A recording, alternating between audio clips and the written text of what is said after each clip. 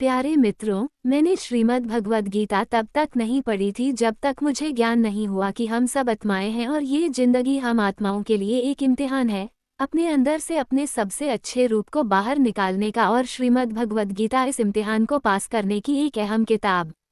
भगवद गीता के 18 अध्याय हैं और यह संस्कृत में परमात्मा द्वारा दी गई थी। समय के साथ संस्कृत भाषा रोजमर्रा की जिंदगी से निकल गई और यह ज्ञान मनुष्य से दूर हो गया। समय समय पर श्रीमद् भगवद गीता का साधारण अक्षरों में अनुवाद किया गया। इसी प्रयास को आगे बढ़ाते हुए मैं यहाँ श्रीमद् भगवद गीता संपूर्ण सार को एक आसान रूप में प्रस्तुत कर रही हूँ। ये ज्ञान परमात्मा ने भगवान कृष्ण के द्वारा सबसे बड़े धर्मयुद्ध महाभारत की रणभूमि कुरुक्षेत्र में अर्जुन को कुछ 5000 साल पहले दिया। ये वो वक्त था जब धर्म का बार बार उल्लंघन हुआ, परमात्मा का डर मनुष्य से निकल गया। लालच की होड़ में भाई ने भाई को मारने की कोशिश की और यही नहीं, एक ब्याहता को भरी सभा में अपने बड़ों के सामने अपमानित किया गया। इससे पहले कि मनुष्य जाति धर्म युग से निकलकर पूर्ण रूप से कलयुग में जाति युद्ध की रणभूमि में युद्ध से कुछ पहले परमात्मा ने गीता भगवान कृष्ण के द्वारा मनुष्य जाति के कल्याण के लिए दी। गीता परमात्मा द्वारा दी गई किताब है जो किसी एक धर्म के लिए नहीं बल्कि पूरी मनुष्य जाति के लिए है, पूरी इंसानियत के लिए है, सब आत्माओं के लिए है। क्योंकि ये आत्मा को परमात्मा के बारे में, उसकी सृष्टि के बारे में और सबसे अहम यह उन कायदों के बारे में समझाती है जिनका आत्मा को मनुष्य के रूप में हर हाल में पालन करना होगा, रक्षा करनी होगी। और इन्हीं कायदों की बुनियाद पे एक आत्मा को शरीर त्याग करने के बाद परखा जाएगा और इस परीक्षा से पास होने पे हमेशा के लिए इस जन्म और मृत्यु से मुक्ति मिलेगी। परमात्मा भगवद गीता में कहते हैं कि मैं ही सबकी शुरुआत हूँ। मैं शुरू से भी पहले था और सब खत्म होने के बाद भी रहूँगा। सब मुझ में है और मैं सब में हूँ। जो भी तुम छू सकते हो, देख सकते हो, चख सकते हो या सुन सकते वो सब में हूँ। ये नदियाँ, पहाड़, सूरज, ग्रहण, चांद, सितारे सब मैंने बनाए हैं। मैंने ही भगवान, शैतान, राक्षस और इंसान बनाया। मैं सर्वव्यापी हूँ, सब में रहता हूँ। सब मैं हूँ, मैं ही हूँ। मैं ही ब्रह्मा बनकर सब बनाता हूँ और रुद्र बनके सब नष्ट कर देता हूँ।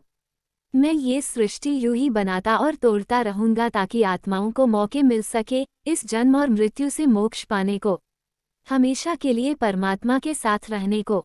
भगवद गीता कहती है कि इस सबसे बड़ी परीक्षा के लिए परमात्मा ने प्रकृति का निर्माण 5 तत्व हवा, अग्नि, जल, पृथ्वी और ईथर से किया, जिन्हें हम छू के, चख के, सूंघ के और देख के हम समझ सकते हैं।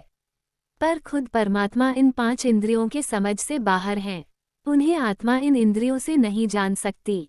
आत्मा 5 इंद्रियों के साथ वैसे ही है जैसे एक लोहे का रोबोट, जिसे अपने बनाने वाले का कोई पता नहीं। अर्जुन को भी परमात्मा का विराट रूप देखने के लिए भगवान कृष्ण ने दिव्य नेत्र दिए। भगवद गीता समझाती है कि आत्मा अजन्मी है। इसे कोई मार नहीं सकता, कोई जला नहीं सकता, डूबा नहीं सकता, काट नहीं सकता।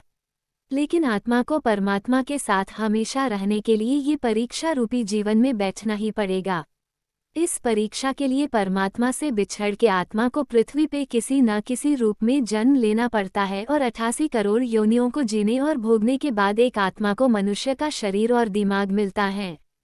इस सबसे बड़ी मर्यादाओं की परीक्षा में बैठने के लिए हर मनुष्य को इस पूरी परीक्षा के दौरान तरह तरह की अच्छी और बुरी भावनाओं की चक्रव्यूह में अपने ही भाई बहन और मित्रों के साथ डाला जाता है, जिसमें हर आत्मा को अपने अंदर के तामसिक और राजसिक अवगुणों से निकल के सात्विक जीवन में प्रवेश करने के मौके मिलते हैं।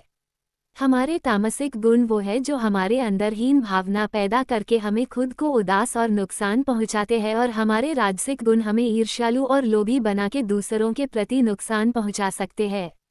इस परीक्षा के दौरान हर आत्मा को तामसिक और राजसिक गुणों को खत्म करके अपने सात्विक गुणों से परिचित होना पड़ेगा। सात्विक गुण वो हैं जो आत्मा को अपने आसपास की हर चीज से जोड़े और उन्हें प्यार करना सिखाते हैं। परीक्षा के दौरान हर आत्मा को जीवन के चारों स्तंभ धर्म, अर्थ, काम और मोक्ष का ज्ञान पा के ही मुक्ति मिलती है। यही वो द्वार है जिन्हें समझकर ही आत्मा परमात्मा को समझ सकती है। पहला द्वार धर्म का है और शेर इसका प्रतीक है।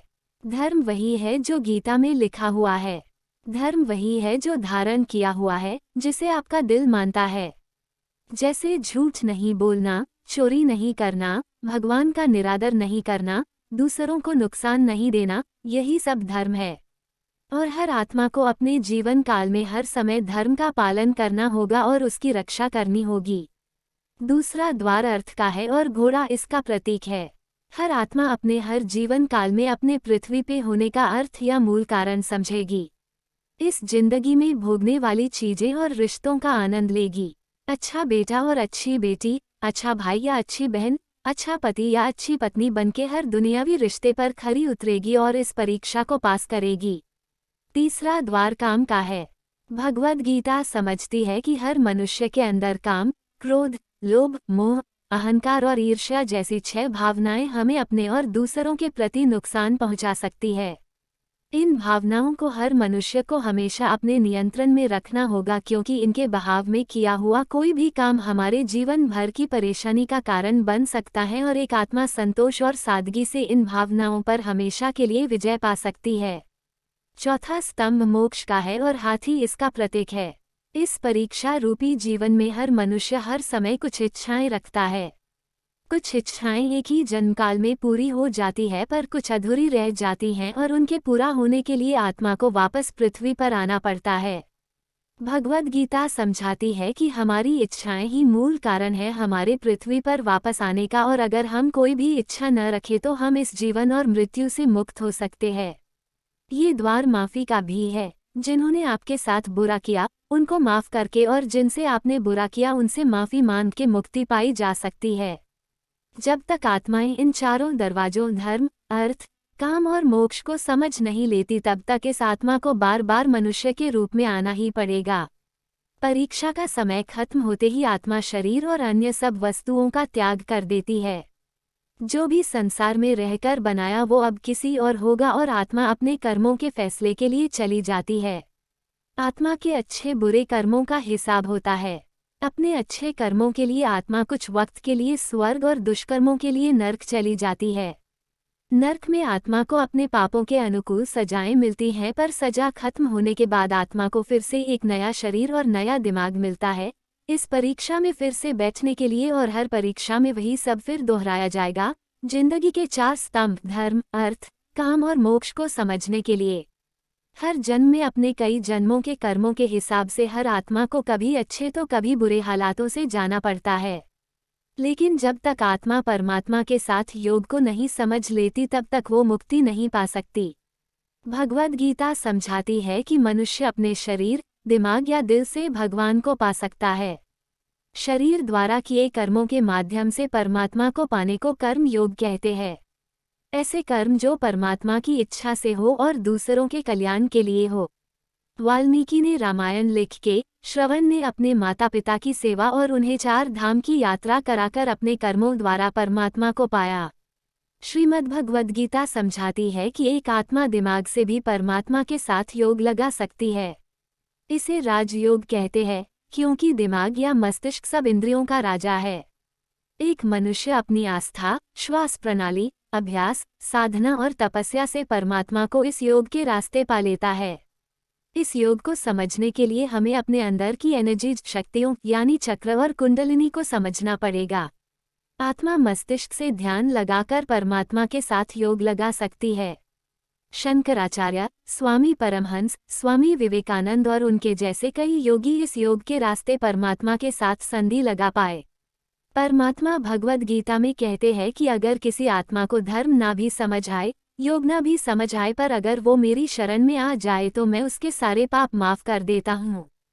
परमात्मा को ऐसी दिल की गहराइयों से पुकार के पाने को भक्ति योग कहते हैं। चैतन्य महाप्रभु, मीरा बाई और भगवान हनुमान इस योग के सबसे बड़े उदाहरण हैं। लेकिन कभी आत्मा अपने होने का मूल कारण भूल के धर्म का उल्लंघन करे या पाप के रास्ते पर निकल जाए तो उसे ठीक करने के लिए परमात्मा को खुद किसी रूप में पृथ्वी पे जन्म लेते हैं। तो मित्रों, आइए श्रीमद्भगवद गीता को पूरा सुन के इस जिंदगी के असली मायने समझें और परमात्मा के साथ योग लगाए। अगर आपको ये भगवद गीता का सार पसंद आया तो इसे औरों के साथ जरूर शेयर करें ताकि सब आत्माएं अपने यहाँ होने का मूल रूप समझ सके और इस जन्म और मृत्यु से मुक्ति पाके हमेशा परमात्मा के साथ रह सके। जय श्री कृष्णा।